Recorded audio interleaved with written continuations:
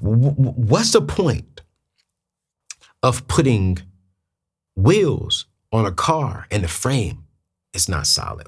What is the point of racking up all this money, getting this bag, but you mentally cannot handle it? I remember the first time I made $100,000, man. And I share this story regretfully. I share this story and it frustrates me. I'll never forget.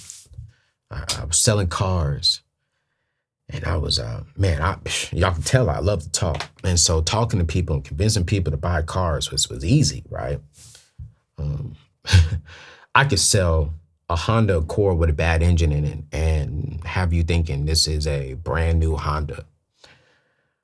I remember the first year I sold cars, I made $120,000. This next year I made $140-something thousand. And year three, unfortunately that car business went out. And I'll never forget, we were in there selling the cars and the people came and they took all the keys from us in the middle of the day. And all of us are sitting like, yo, what's happening? What's going on? Like in the middle of the day, we show up to work, we're selling cars. By lunchtime, all the keys had been seized. Because at that time, the particular owner of that particular dealership wasn't doing things right. And unfortunately, we all lost our job. I went home and I went to my savings account, I went to my checking account, and to that, I had to the T, $1,200 in my account. $1,200 in my account. I'm living in Fayetteville, North Carolina. My rent was only like $750. But I would get my check, and I'll be honest with you all, man, I'm just being transparent. You know, I was paying off my debt, but then when I was paying off my debt, right, I was spending money on ladies. I was spending money on friends. I was spending money. Can I just be real with you all? This is my show. I'm gonna be real. This is a real, relevant, and relatable show. I'm just gonna be real, okay? I'm gonna be real. I would take that money and go to the strip club. And I remember one time I went to the strip club and I dropped like $2,000 in one night. Foolish, just straight foolish. I remember one time, me and my boys, we all went out to Las Vegas and we just dumped so much money. And I remember going home and I called my dad. My dad said, son, how are you making $10,000, $12,000 a month and you don't have any money? Son, you about to file for unemployment? And at the time, unemployment was like $525 a week. I went from making $12,000 a month to $2,000 a month. And my dad said something to me that was so real, it just stuck with me. He was like, son, you don't have a money problem. You have a mindset problem. Because you were making the money, but you didn't build a solid foundation. And my dad's like, I'm sorry. I don't know where I went wrong. I was single and no one really told me, here are the things you need to focus on being while you're single. I was just told, yo, get the money, get the bag, and impress the ladies, and you'll be all right. Blend in with culture. But no one told me to chase God. No one told me, to really, really focus on you and build you. No one told me to go seek therapy so you can see why you think the way you think. No one told me, hey, build the right network around you. Get around some solid people who would stretch you, who would encourage you. No one told me the things that I needed to work on to maximize my single season. Everyone was just get her and get the bag. Before you could do anything with money, you gotta shift your mindset. And not just a mindset around money, it's your mindset around life. When is the last time you saw a therapist? When is the last time you sat down with someone and said, hey, this experience that I experienced Can you help me walk through that? When is the last time you actually been in a healthy relationship? Ooh, I'm about to go deeper. I'm just going to hold it. It's my show. It's all good. The reason why some of us are not in a happy and healthy relationship is not because of them. It's because of us. It's because we haven't spent the time to sit down and to really, one, focus on us, and then two, get help, get wisdom from someone else to help us understand, to really think about some of the things I have experienced. You know, I have 4 living parents, and I won't go I won't go too deep into this because I want to be respectful to my family. But I identified after going to therapy why I wasn't in a relationship, because of some things that I experienced at a younger age. Nothing wrong, nothing physically from my parents. My parents are great parents. But there were some things that I needed to talk through, that I saw, that I experienced at a young age, that made me think things differently. And so when I really walked through that process with a therapist, man, I started seeing things clearer. So now when I go into a relationship, I'm not blaming that person, I'm blaming me, and I know what I need to be working on. Now that I'm able to make the money that I'm able to make, now I understand, okay, Anthony, if you think like this will help you to avoid making bad money decisions with your money. But I had to really get help. And one, I had to really focus on things during my single season. Then two, I talk about this inside of my course called The Core. I had to build my core. Not just your mind, but I had to go down deep into me and focus on, okay, how do I build the core? The core is what we all stand on. The core is what keeps this body from really breaking down when we're working out, when we're running, when we're going through a lot physically, because the core is the foundation. So I had to really focus on my core. And some of you all are not focusing, and you don't even know who you are at your core. So 2 things. If you really want to get there, and if you're single and you're watching this, number 1, you need to join my course, because I even go deeper and I'll walk you through a process on how to really get to your core, how to really understand who you are at your core. Number 2, you need to rock with BetterHelp. BetterHelp has partnered with me to really help people get into therapy at an affordable cost. You get 10% off just by clicking my link. Go to anthonyoneal.com/BetterHelp. Listen, this year, I'm bringing you resources and tools that's going to help you avoid making mistakes this year. That's going to help you maximize this year, 2022. You need to rock with BetterHelp, and you need to get inside of my course, because I got so much more we're going to really dive into to help shift this mindset, period. And we're talking about things that has nothing to do with money, nothing to do with getting out of debt, but it has everything to do with getting out of debt, getting money, building wealth, starting a business, because it starts on the inside. So come join a community of people, And we're all going to hold each other's hand, and we're going to walk through this process together. I'm feeling good right now. I got a couple more, and then I'm gonna let y'all go. I got a couple more, then I'm gonna let you all go. All right. Here's number 7. Okay.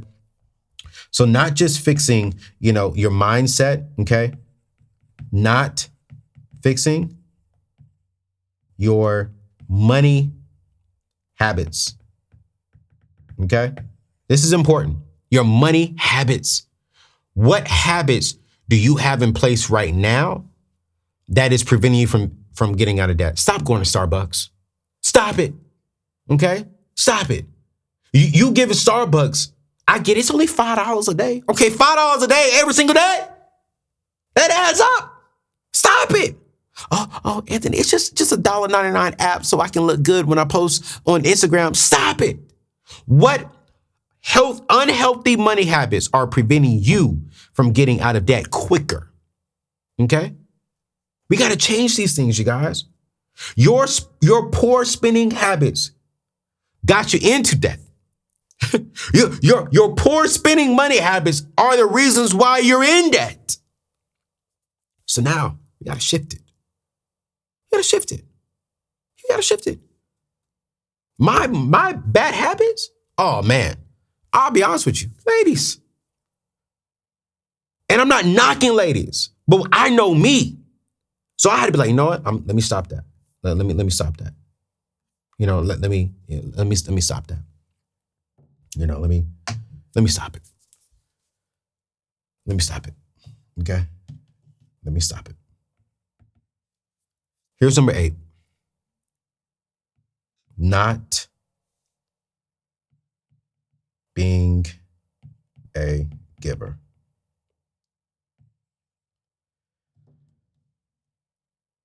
If you want to get out of debt this year, there's a spiritual component to this method that I think is very, very important. And I think it's very important to address it. Some of you all may not be Christians who are watching this, and that's fine. I respect that. But I think generosity, tithing is very, very important. One of my core beliefs is I'm going to pray like it ought to believes on God. I'm going to pray hard. I'm going to put my vision before God for my life. I'm going to put my vision before God when it comes to my vision for my money. I'm going to put my friends before God. I'm going to give everything to God and say, God, touch the vision for my life, touch the vision for my money. God, touch my friends, touch the network that is around me, God. God, if you want to cancel my student loan debt, cancel it, God. God, if you want to bring me wealth, God, bring me wealth, God. God, you just intercede. God, if you want to do what you want to do, God, you do it. I'm praying like it all depends on God. But it doesn't stop there. I'm working and I'm giving like it all depends on me. And you see, when it comes to me, I believe that tithing shows and proves God that he can trust me. That he can trust me with more. Some of you all are saying, God, I just want a miracle. God, I just want you to give me this. God, give me that. God, give me this. But God is saying, yo, I'm giving you $50,000 a year. I'm giving you $40,000 a year. Some of y'all watching right now making 6 figures. But when's the last time you gave God 10%? When's the last time you've been generous and you just gave someone something? When is that? And so now what I do is I give God his 10%. My pastor, Pastor Stephen Chandler, over at Union Church here in the beautiful city of DMV. If you're in this area and you're looking for a great church home, come join Union Church. It is absolutely an amazing church, a young, thriving church. And he said something to me the other day because I was talking to him about tithing. I said, man, I've been blessed to really make this new kind of money that I'm making. I said, bro, but how do I know how to tithe? Right with this money over here on the business side and what I'm making on the personal side. And he said, man, my father said something. He said, man, never give God minimum. Never give God the bare minimum because God doesn't give you his bare minimum. I said, ooh. You give God what you want and where you want to go. Woo! And I want to encourage you, start off tithing with the 10%. But if you want to be a millionaire, if you want that pay raise, activate the spiritual realm. Watch this by saying, you know what, God, I'm gonna give you 12% this month. God, I'm gonna give you 11% this month. God, I'm gonna give you 15% this month. I'm gonna give you 10% in tithe, 5% in offering. I'm gonna give you 10% in tithe, and then 10% in offering. God, I'm gonna give you 10% in tithe and 1% in offering. I want you to activate God while you're getting out of debt. Now, I don't want you to give him 10% and 10% while you're getting out of debt. I want you to focus on the 10%. But you know what? God, I need you to do miracles. I know you can do miracle signs and wonders. I'm going to give you extra 2% in offering, God. And whatever you want to do, God, you do it. God, if you want to increase my income so I can pay off debt quicker, God, you do it. God, if you just want to wake up one day and just bless me and pay off one of my student loans or pay off one of my debt, God, you do it. But if you really want to see God move, it starts with obedience. It starts with being generous. And for those of you all who may not practice the Christian faith like me, being generous, paying $10 for someone's lunch today is a great route for you all. I'm always looking for someone to bless. I'm always looking for, how do I give? My church is about to build a church, to where we can reach more people. I'm like, all right, cool. I'm already adding to the vision for my life and for my money on how do I best serve my local church? How do I best give more to my local church? Because my local church is being a blessing to others. They're reaching people as well, and I want to be a blessing. And so while you're getting out of debt, you cannot afford to not be a generous person, to not be a giver. You have to be a giver. And here's the last thing. Okay. Here's the last thing. Number 9 is lazy. Can't afford to be lazy. You cannot afford to wait long to take action. Stop pushing off paying off debt. Stop pushing off getting that extra job to bring in extra income to pay off the debt. Stop it. Stop it. You can't afford this year to have a lazy spirit, because all you're doing is pushing off your vision, your dreams, your goals, your future. Stop. Stop it.